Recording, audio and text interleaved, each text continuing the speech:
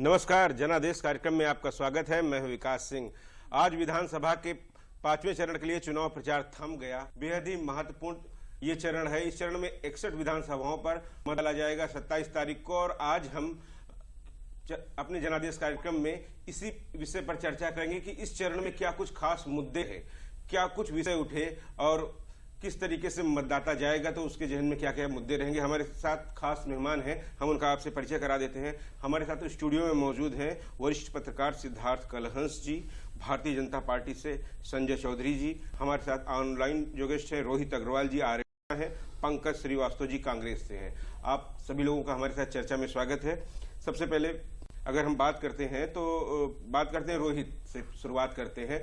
Rohit, Samajwadi party की तरफ से अगर देखा जाए तो इस 5वें चरण में आप लोगों के क्या कुछ मुद्दे हैं? अयोध्या से लेकर प्रयागराज, कौशाम्बी, चित्रकूट, तमाम जो जनपद हैं, इन पर किस तरीके से देखते हैं? इस बार समाजवादी पार्टी के इनमें क्या क्या मुद्दे हैं? नहीं, देखिए, हमारे मुद्दे वही हैं जो हम पिछले चरणों में लेके आए थे कि एक तो युवाओं को हम रोजगार देंगे, 1 करोड़ युवाओं को रोजगार देंगे, जिसमें से अखिलेश जी ने कहा है 22 लाख युवाओं को हम आईटी सेक्टर के अंदर रोजगार देने का काम करेंगे। बिजली के बिल में 300 यूनिट हम माफ करेंगे और किसानों को सिंचाई की बिजली पे कोई भी कर नहीं देना पड़ेगा। सिंचाई की बिजली उनकी माफ रहेगी पूरी तरीके से। किसानों को खाद मुफ्त दी जाएगी। इसके अलावा जो हमारे अन्य हमने मुद्दे अपने रखे हैं, जो वो सारे हमारे वही मुद्दे हैं। देखिए, महंगाई जो जनता त्रस्त है उसको कैसे कम करना है, इसके ऊपर हम काम करेंगे पूरी तरीके से। तो भारतीय जनता पार्टी ने पिछले 5 सालों में जनता को सिर्फ कुचलने का काम किया है, जनता का तिरस्कार करने का काम किया है। उससे हम कैसे जनता को उबारेंगे, किस तरीके से हम जनता को आगे विकास की तरफ लेके जाएंगे। आज हम उत्तर प्रदेश की राजधानी में बैठ के हम डिबेट कर रहे हैं और आप देखिए उत्तर प्रदेश की राजधानी की सड़कों में गड्ढे हैं और ये बात करते हैं कि हमने पूरे उत्तर प्रदेश के अंदर रोडों का जाल बिछा दिया और गड्ढा मुक्त कर दिया। तो ये जवाब जनता इनसे मांग रही है कि आज भी अगर राजधानी के अंदर गड्ढे हैं उत्तर प्रदेश की, तो फिर आप सोचिए बाकी सड़कों का क्या स्थिति होगी। तो ये जो मुद्दे हैं, जो जन सरोकार के मुद्दे हैं, महिला सुरक्षा का मुद्दा है, जिस तरीके से हाथरस के अंदर बेटी जलाई गई, जिस तरीके से व्यापारी सुरक्षा का मुद्दा है कि मनीष गुप्ता को गोरखपुर के अंदर इनकी पुलिस द्वारा ठोक दिया गया, जिस तरीके से बुलडोजर सरकार बन गए, ये ठोक दो सरकार बन गए, उस कहीं ना कहीं उस प्रणाली को खत्म करना है और जनता की सरोकार, जनता की सुरक्षा और जनता से डर जो है, जो भय है, वो खत्म करना है। सरकार के प्रति जनता में डर नहीं होना चाहिए, भय नहीं होना चाहिए, एक सद्भावना होनी चाहिए। अपनी सरकार से वार्तालाप करने के लिए जनता को किसी तरीके का संकोच नहीं होना चाहिए। तो ये जो डर पैदा किया गया 5 अपराधियों में तो डर होना चाहिए। नहीं, बिल्कुल अपराधियों में डर होना चाहिए। उसके लिए 100 नंबर की एक अंतरराष्ट्रीय व्यवस्था दी गई थी पिछली बार उत्तर प्रदेश सरकार ने, लेकिन उसको भी इन्होंने ध्वस्त करने का काम किया। उसके अंदर कुछ भी बढ़ाने का इन्होंने काम नहीं किया। हम आपके पास आएंगे, हम पंकज जी के पास चलेंगे। 12 कर दिया 100 से। जी, पंकज जी, कांग्रेस के लिए भी ये चरण काफी खास है, इसमें अमेठी आता है इस बार। किस तरीके से देखते हैं इस बार क्या कुछ मुद्दे कांग्रेस के रहेंगे? क्योंकि कांग्रेस को अगर देखा जाए पिछले विधानसभाओं की बात करें तो एक ही सीट मिली थी, रामपुर खास की। इस बार किस तरीके से देखते हैं, किन मुद्दों के साथ आप आए हैं? देखिए, अगर कांग्रेस के मुद्दे तो बहुत स्पष्ट हैं और शुरू से हैं। उसने महंगाई, बेरोजगारी और महिला उत्पीड़न के खिलाफ लगातार अगर बतौर विपक्ष किसी पार्टी ने संघर्ष किया सड़क पे उतर के, तो पिछले 3 साल में आप देख सकते हैं कि प्रियंका गांधी के नेतृत्व में 18,000 हमारे कार्यकर्ता जेल गए। हमारे प्रदेश अध्यक्ष अजय कुमार लल्लू जी लगातार संघर्ष करते रहे, जेल जाते रहे, यहाँ तक कि प्रियंका जी खुद हिरासत में रही। तो संघर्ष का अगर कोई नाम है विपक्ष में तो वो सिर्फ कांग्रेस पार्टी है। और मेरा ख्याल है कि विपक्ष का मतलब भी यही है कि वो जनता के शोक को शक्ति में बदले और लोकतांत्रिक तरीके से किसी भी सरकार का अगर वो जनता की कसौटियों पर खरा नहीं उतरती तो उसे बदले। और हमने ये काम बखूबी किया है, इस पर हमें गर्व है।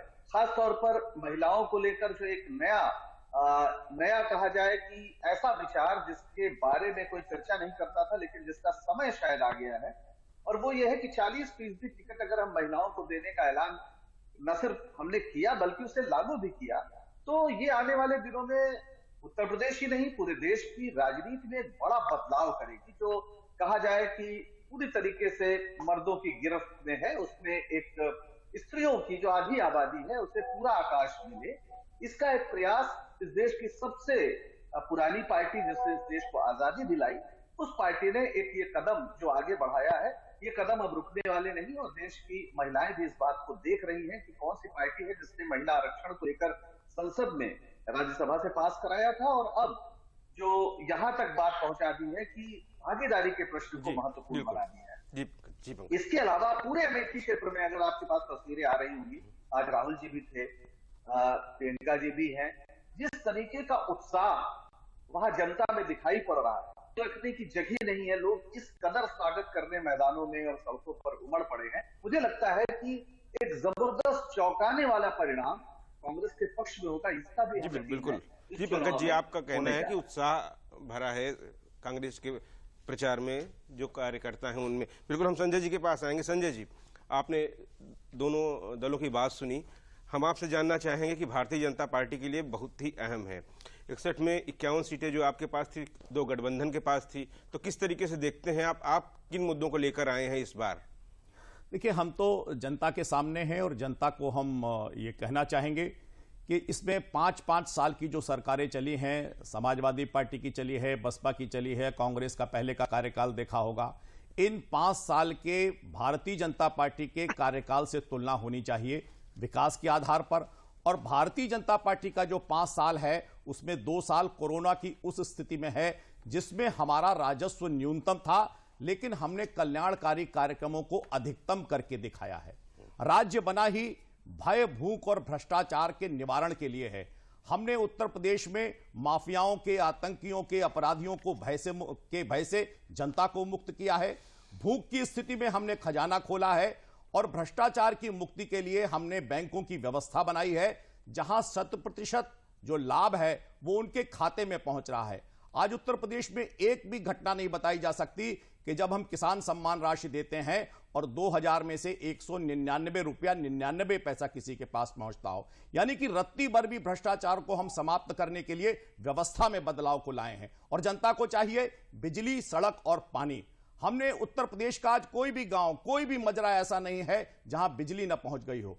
हमने सिंचाई के साथ साथ पेयजल की व्यवस्था के लिए जो काम किया है, बुंदेलखंड सूखा हुआ बुंदेलखंड था, सिंचाई की योजनाएं 40 साल पुरानी थी, तो किसानों को सिंचाई के लिए, लोगों को पीने के लिए पानी दिया है। और सड़कों का जो जाल बिछाया है, मुझे लगता है कि दोनों सरकार जो 10 साल रही है, बसपा की और सपा की, जिन्होंने 1.5 एक्सप्रेस हाईवे बनाया है, हम 7 एक्सप्रेस हाईवे के द्वारा जनता के बीच में जा रहे हैं।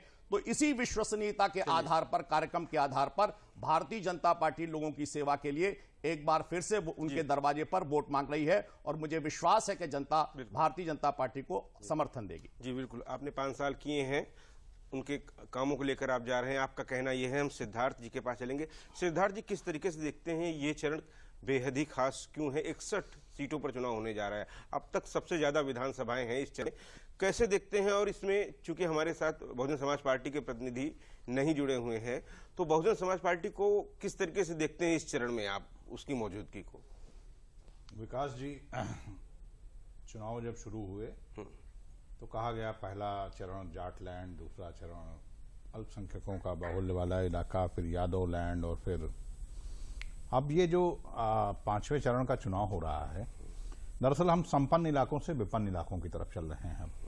ये इलाके अगर आप देखें, एस्पिरेशनल डिस्ट्रिक्ट जो केंद्र सरकार की योजना है, उसमें भी अगर उत्तर प्रदेश के जो सबसे ज़्यादा एस्पिरेशनल डिस्ट्रिक्ट हैं, यानी कि जो जहाँ पर विशेष फोकस के साथ काम किया जाना था, वो इसी क्षेत्र में आते हैं।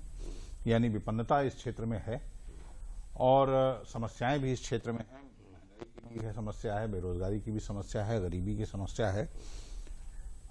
संजय जी भी कह रहे थे, मुझे लगता है कि भारतीय जनता पार्टी का जो लाभार्थी एस्पेक्ट है, उसका भी सबसे ज़्यादा उम्मीदें इसी क्षेत्र से लगी हुई हैं, क्योंकि सबसे ज़्यादा जो मुफ्त राशन योजना के तहत लाभार्थी हैं, वही इसी 61 क्षेत्रों में आते हैं।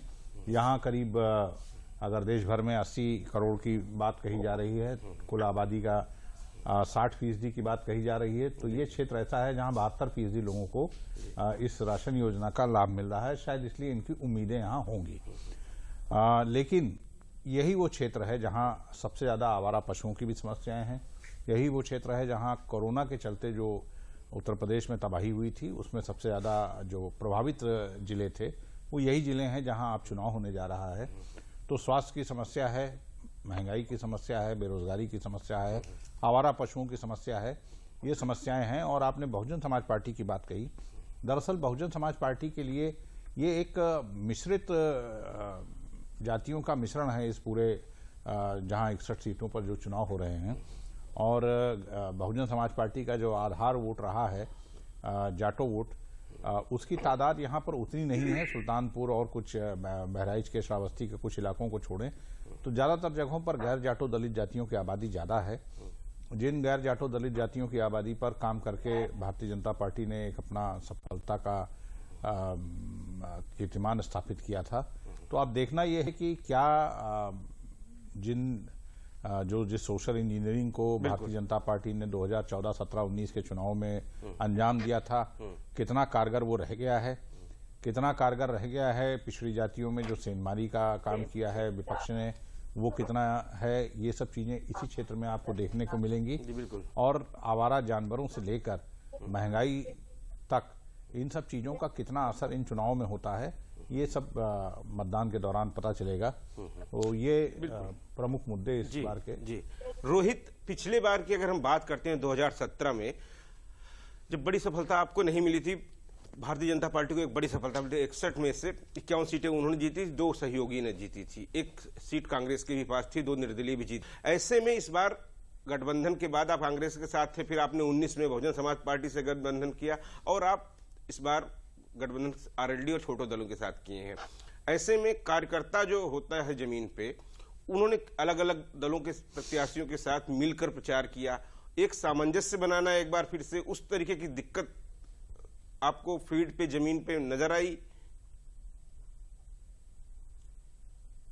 नहीं, देखिए, एक तो ये है कि राष्ट्रीय लोकदल और समाजवादी पार्टी समान विचारधारा के दल हैं। चौधरी चरण सिंह जी की जो विचारधारा थी, दोनों दल उसी से उत्पन्न हुए हैं और दोनों उसी की टहनियां हैं।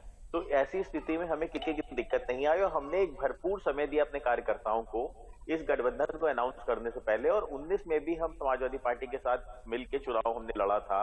उस समय बहुजन समाज पार्टी भी हमारे साथ थी। अब बहुजन समाज पार्टी नहीं है, अब राष्ट्रीय लोकदल समाजवादी पार्टी का और अन्य सुभाषपा का और अन्य दलों का गठबंधन है। तो अब हमें हमारे कार्यकर्ताओं को किसी भी तरीके की समस्या नहीं आ रही। देखिए, भारतीय जनता पार्टी झूठ और जुमलों का जाल बिछाने का काम कर चुकी है। ऐसी में हमें कहीं मजबूत जनता तक अपनी बात पहुंचाना है। तो देखिए, जैसे अभी उनके प्रवक्ता कह रहे थे कि साहब हमको रोड, बिजली और पानी की व्यवस्था करनी थी। रोड की व्यवस्था मैंने आपको भी पहले बार में ही बताई कि राजधानी के अंदर भी रोड के अंदर गड्ढे हैं।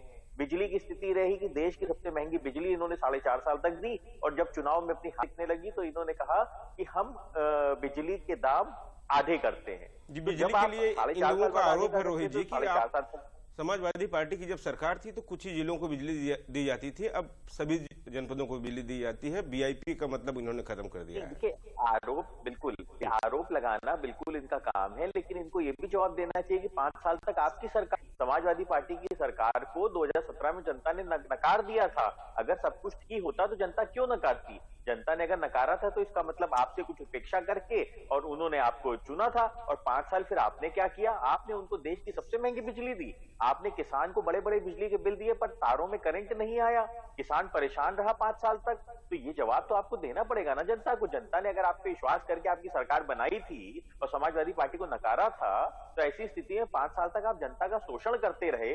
4.5 साल बाद अगर बिजली का बिल आप आधा कर सकते हो तो आप पहले से भी दे सकते थे, लेकिन 4.5 साल तक आपने जनता को लूटने का काम किया ना। तो ये जवाब तो मांगी ना जनता। और ये पेयजल की बात कर रहे थे तो पेयजल का आज की स्थिति ये है कि तेल पहुंचाना पड़ रहा है ना। तो इस चरण में बिल्कुल पार्टी जो नैरेटिव सेट करना चाहती है, कहीं ना कहीं मुझे लगता है कि वो जनता तक नहीं पहुंचेगा, क्योंकि जनता इन समस्याओं से पंकज जी के पास चलेंगे। पंकज जी, रायबरेली अमेठी है इस चरण में कांग्रेस का गढ़ कहा जाता था, और जिस तरीके जो हाल हुआ था पिछले विधानसभा चुनाव में या लोकसभा चुनाव की अगर बात करते हैं, तो इस बार किस तरीके से जमीन बचेगी आपकी?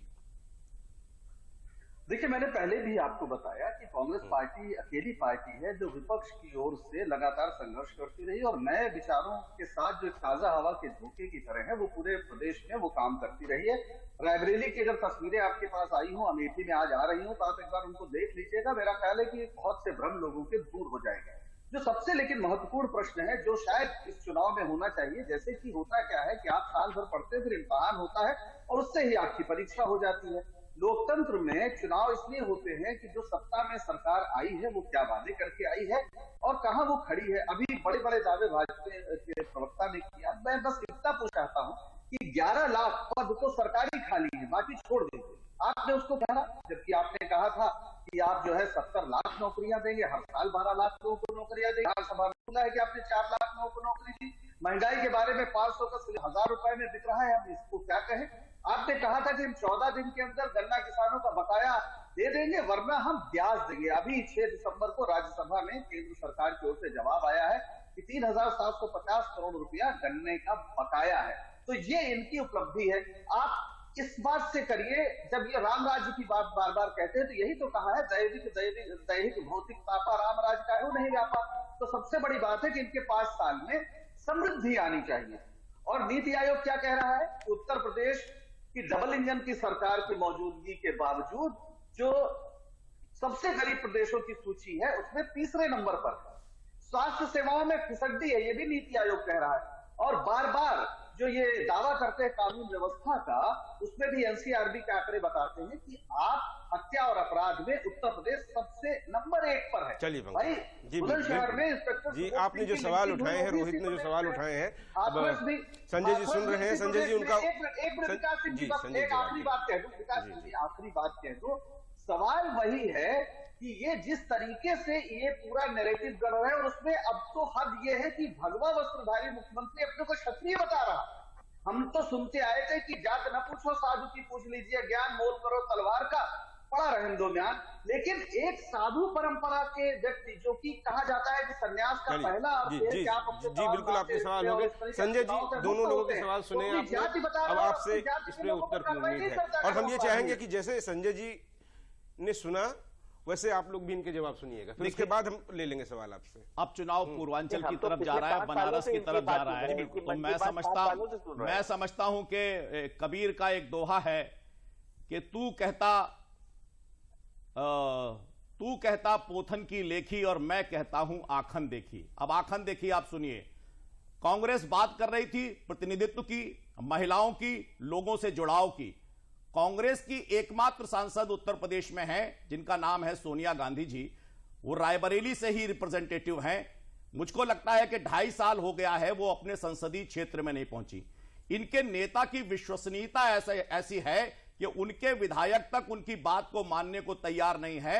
और कांग्रेस के विधानमंडल दल में जो 7 मेंबर्स हुआ करते थे वो केवल 2 रह गए।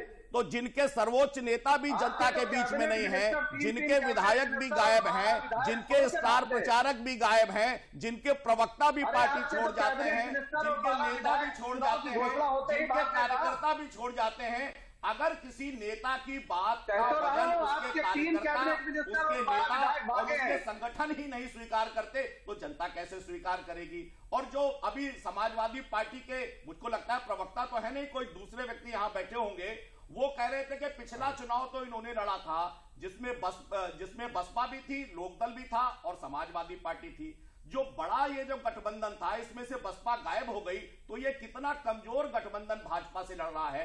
आप देखिए जिस चरण में हम जा रहे हैं उसमें बुंदेलखंड भी है और उसमें पूर्वांचल भी है। आखिर ये विकास से अछूता क्यों रह गया? क्यों हवाई अड्डे अगर सैफई में बन सकते थे, हवाई अड्डे आज कुशीनगर में बन रहे हैं, आजमगढ़ में बन रहे हैं, अयोध्या में बन रहे हैं, और एक्सप्रेस वे यहां जा रही है, एक्सप्रेस वे बुंदेलखंड जा रही है। बुंदेलखंड में सिंचाई की 40 साल से पुरानी योजना बाण सागर परियोजना को हम पूरा करते हैं, केन बेतवा लिंक को हम बनाते हैं, हर घर नल हम पहुंचाते हैं।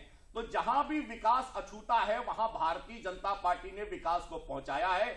और ऐसे दल जो केवल राजनीतिक आधार पर यह बात करते हैं कि हम लोगों तक सुविधा पहुंचाते हैं, वो कितने फेल्योर हुए ये उत्तर प्रदेश के ये दूरस्थ इलाके बताते हैं। आज चाहे वो सिद्धार्थ पूर्वांचल जी हो के पास चलेंगे। और चाहे वो बुंदेलखंड का क्षेत्र हो, यहाँ जो विकास की बयार बह रही है एक भी वो जवाब भारतीय नहीं दिया जनता किसी पार्टी भी की प्रश्न का। निश्चित बेरोजगारी रूप पर से सवाल होने नहीं, वाली जवाब चीज नहीं। का सिद्धार्थ जी आधार बिल्कुल है। बिल्कुल सिद्धार्थ जी के पास हम चलेंगे। सिद्धार्थ जी बिल्कुल सिद्धार्थ जी जनता के आगे सिद्धार्थ जी इस चरण में अयोध्या है।